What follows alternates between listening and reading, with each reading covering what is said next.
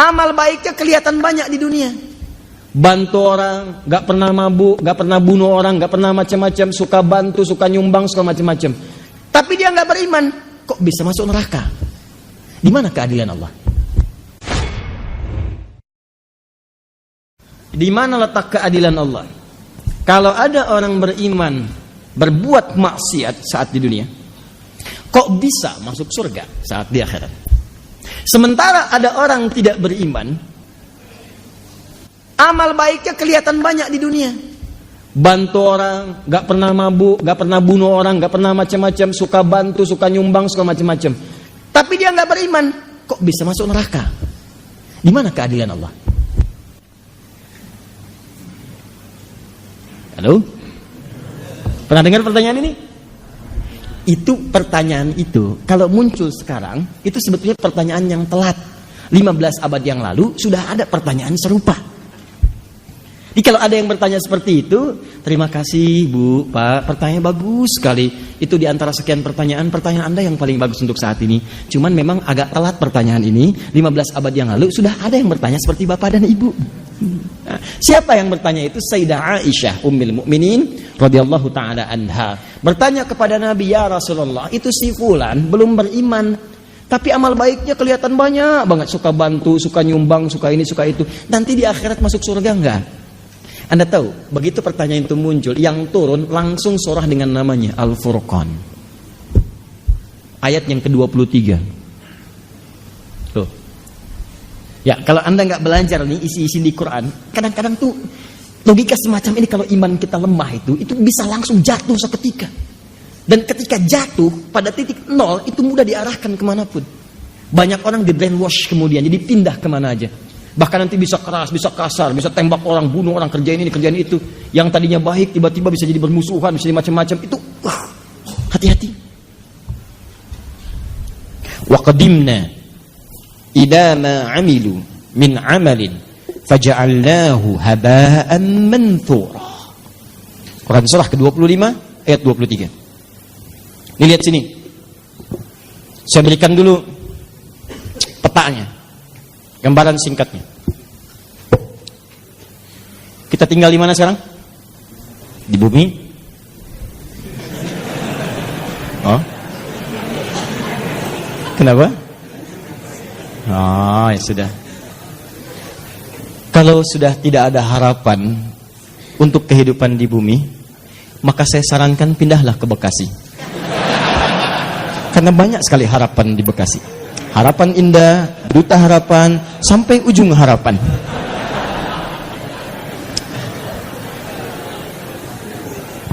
Sudah. Di bumi ini sifatnya sementara atau sementerus abadi? Karena itu sifatnya disebut dengan dunia namanya. Ad-dunya. Dunia itu bukan tempatnya, dunia itu sifatnya. Dunia. Di tempatnya ardhun, tempat yang dipijak. Kita terjemahkan karena kita memijak bumi, maka terjemahkan dengan bumi. Sifatnya disebut dengan dunia dari kata dana yadnu dunuwan wa dunyaan. Dana yadnu dunuwan wa dunyaan. Artinya bisa berarti sesuatu yang dekat dan singkat. Sangat singkat. Dekat, singkat. Wadanal jannataini, dan nanti saat masuk surga Anda bisa mendapatkan semua kenikmatan dekat sekali. Pengen anggur sambil bertelekan, petik. Pengen pisang, ambil. Pengen apel, ambil. Nggak susah, enak nikmat. Wadanal jannataini dan. Baik. Dunia itu sifat dari kata dana, mengambil makna yang kedua, sesuatu yang singkat. Kenapa kehidupan di bumi disebut dengan dunia? Ingin menunjukkan bahwa semua yang kita jalani rasanya teramat singkat, masanya begitu dekat. Kayaknya baru kemarin kita ketemu, ya iya, sudah punya cucu 5. Kayaknya baru kemarin kita ketemu, ya iya, sekarang sudah ketemu lagi sekarang. Kayaknya baru tadi pagi kita merencanakan taklim, hari ini sudah ada di sini. Kayaknya teman-teman sekalian, dan terasa begitu singkat. Singkat, kayaknya baru ini, kayaknya baru itu, dan semua sudah berlalu cukup sekian lama. Ini kehidupan di bumi itu semuanya singkat, karena itu disebut dengan dunia sifatnya. Jelas di sini? Walaupun bahasa Al-Qur'annya disebut dengan ardun tempatnya. Ardun itu setiap tempat yang dipijak. Nah, karena kita memijak bumi, maka bumi disebut ardun. Kalaupun Anda sedang misal jalan-jalan atau yang ada kegiatan lain keluar bumi. Misal saya tahun depan mau liburan ke bulan, gitu. Nah, begitu Anda menginjak bulan, maka bulan pun menjadi ardun. Ardun, bulannya bahasa Arabnya komarun. Komar itu bulan, badrun itu purnama. Cuma ketika Anda keluar dari bumi memijak bulan dan menetap misalnya dalam beberapa waktu di situ, maka ketika Anda pijak itu menjadi ardun bagi Anda. Kalau sudah jadi ardun, maka tetap berlaku hukum zikir kepada Allah Subhanahu wa taala. Inna fi khalqis samawati wal ard wa ikhtilafil laili wan la ayatil liulil. Siapa ulul albab itu? Alladzina yadhkuru qiyaman wa qu'udan wa 'ala. Di walaupun Anda ke bulan, ke tempat lain misalnya, Anda berpijak, maka tidak mengurangi nilai zikir Anda kepada Allah Subhanahu wa taala. Saya contohkan bulan karena sudah ada orang yang pernah menginjak bulan. Ya, menurut sejarah. Siapa dia? Neil Armstrong, satu lagi? Aldrin, ya ada 3 orang. Yang ketiga? Selamat namanya. Selamat ya. Armstrong dan Aldrin menginjak bulan dengan selamat. Ya. Nah ini, singkat. Ditulis. Masya Allah. Catatnya. Gak ada dalam sejarah itu. Baik. Pertama, Armstrong. Kedua, Aldrin. Ketiga, selamat. Dan jadi jangan main-main kalau sedang di bumi, sudah jangan main-main, itu singkat. Ingat, kita itu begitu singkat dan kita celakanya, kita tidak tahu kapan kita pulang. Ini masalahnya. Dan mungkin saja bisa terjadi kapan yang tidak kita kehendaki. Malam ini bisa, besok bisa, kita tidak tahu kapan pulang. Kalau Anda sudah merasa yakin akan pulang, akan meninggal dan begitu singkat, maka orang cerdas pasti akan menyiapkan bekal untuk pulangnya. Kita jangan main-main lagi. Ya, ibadi, kata Allah dalam hadis qudsi, ibadi khalaqtuka lil ibadati fala tal'ab.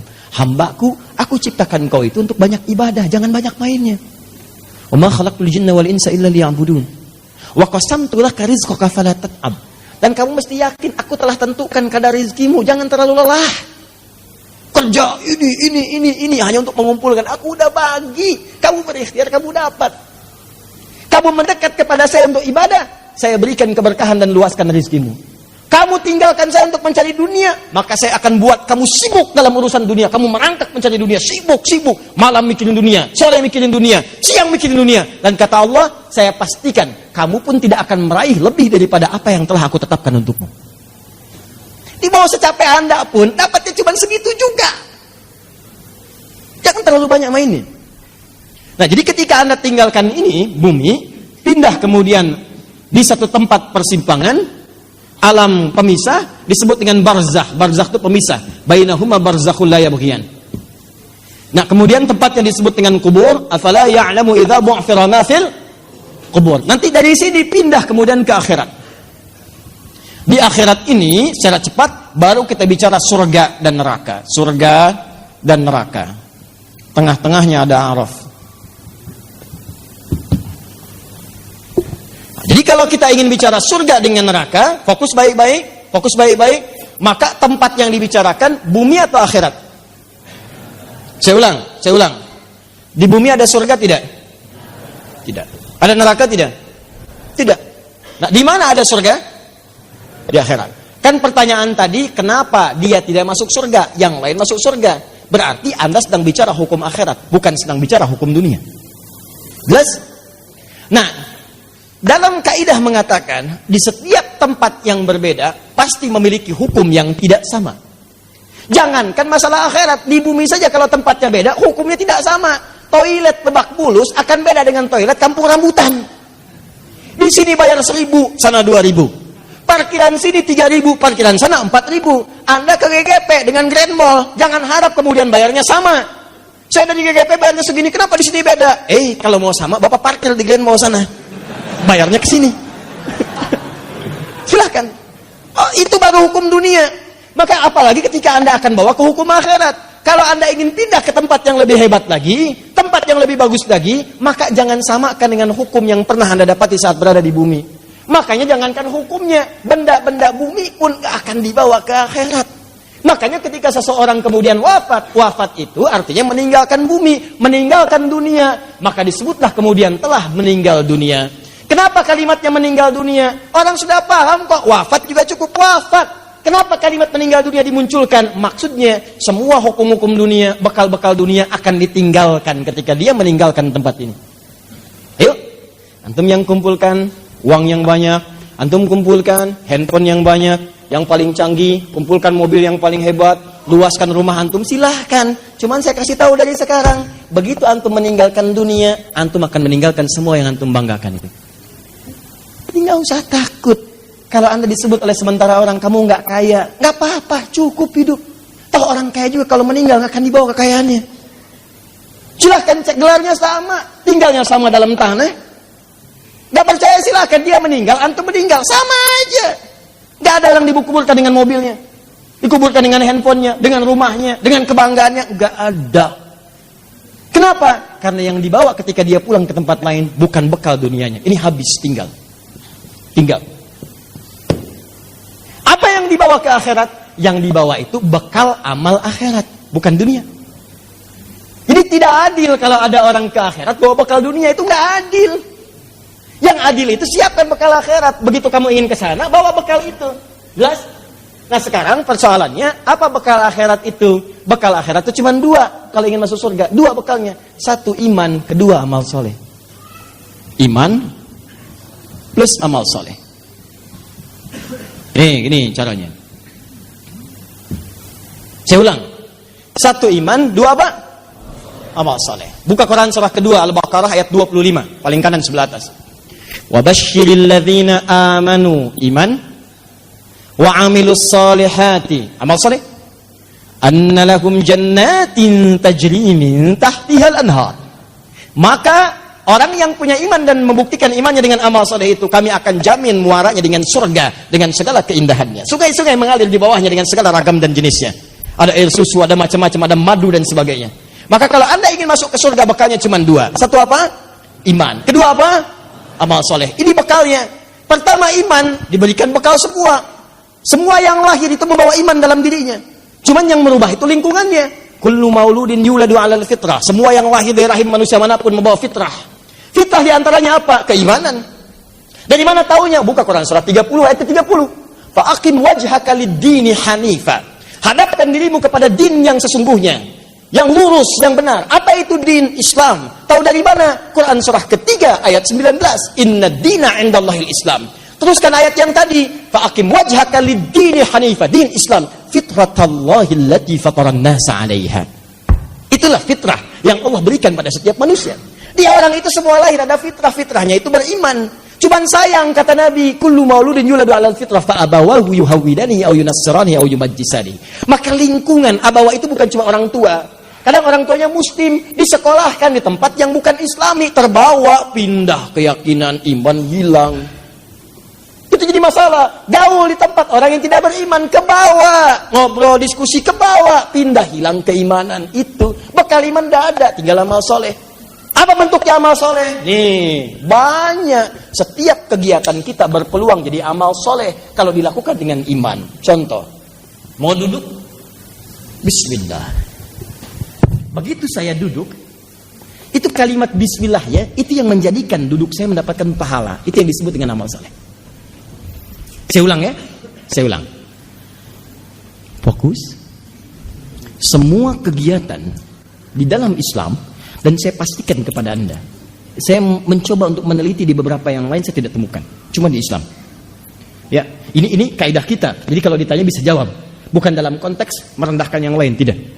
Perhatikan baik-baik. Cuma di dalam Islam yang semua aktivitasnya itu bersanding dengan doa dari mulai bangun tidur sampai tidur lagi.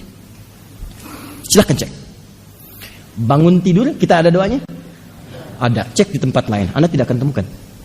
Bahkan diatur.